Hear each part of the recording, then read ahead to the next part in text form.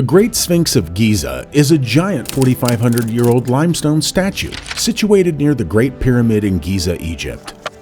It's also one of the most recognizable relics of the ancient Egyptians, although the origins and history of the colossal structure are still debated. Today we explain the hieroglyphic evidence for the real Hall of Records under the Sphinx.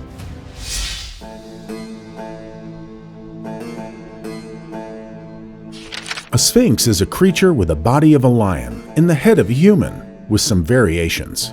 It's a prominent mythological figure in Egyptian mythology. In ancient Egypt, the Sphinx was a spiritual guardian and most often depicted as a male with a pharaoh headdress, as is the Great Sphinx, and figures of the creatures were often included in tomb and temple complexes. For instance, the so-called Sphinx Alley in Upper Egypt is a 2-mile avenue that connects the temples of Luxor and Karnak and is lined with Sphinx statues.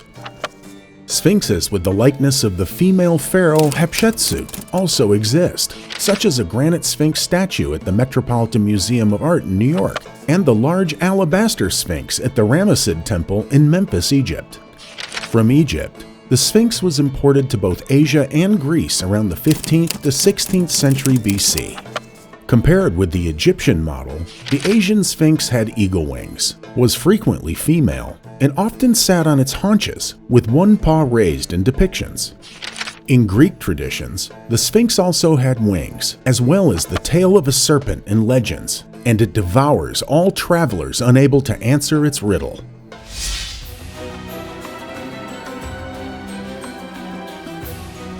Several lines of evidence exist that tie the Great Sphinx to the pharaoh Khafre and his temple complex. For one thing, the head and face of the Sphinx are strikingly similar to the life-size statue of Khafre that French archaeologist Auguste Mariette found in the Valley Temple, the ruins of a building situated adjacent to the Great Sphinx in the mid-1800s.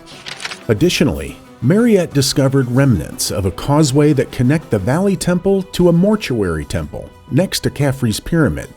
In the early 1900s, French archaeologist Émile Bérazy dug up another building, the Sphinx Temple, directly in front of the Sphinx that's similar in design to the Valley Temple.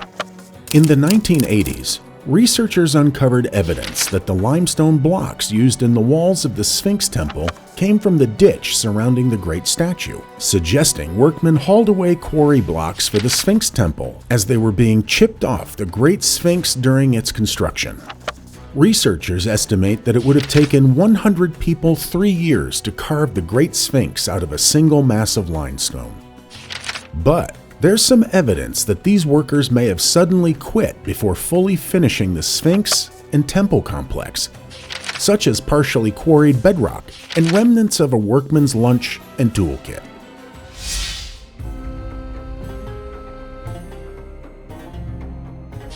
In addition to the misconception that the Sphinx was merely a monumental carving of a head, much like a Greco-Roman bust, the earliest European visitors also recorded a tradition that the monument was an oracle that uttered prophecies.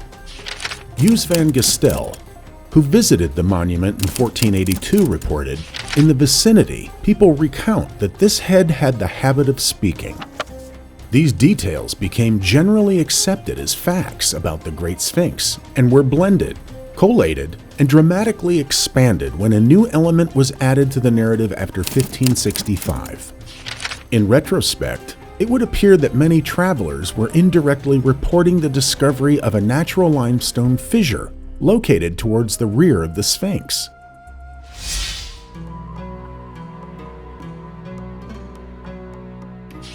In the late 16th and 17th centuries, discoveries lead to even further embellishments to the evolving mythology of the Great Sphinx.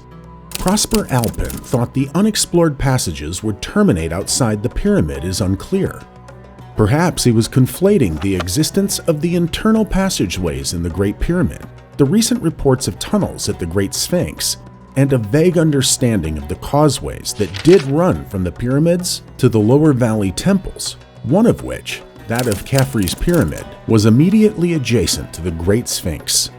It seems likely that Prosper Alpin had a general awareness of the causeways linking the pyramids and the valley temples.